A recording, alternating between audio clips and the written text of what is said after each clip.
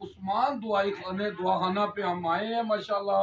ये जेलम का बड़ा मशहूर दुआखाना और पुरानी दुकान है माशाल्लाह। तो जनाब हमारे साथ उस्मान डार साहब बैठे हुए हैं जनाब।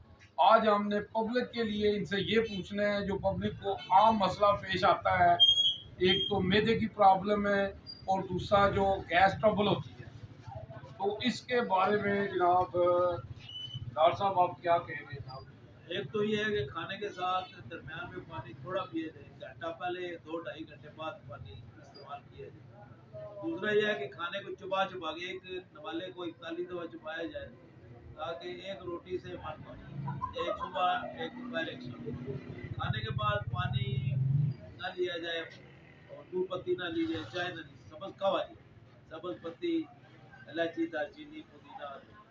और उसके बाद जो है सोते हुए दूध ना पिया जाए, खाने के बाद बोतल ना ली जाए। और कब्ज़ के लिए जो है वो सुबह अगर दूध में शहद और जैतून मिला के लें वो कब्ज़ के लिए बहुत फायदेमंद है, गुर्दे के लिए, दिल के लिए। जी जी, बहुत शुक्रिया जी।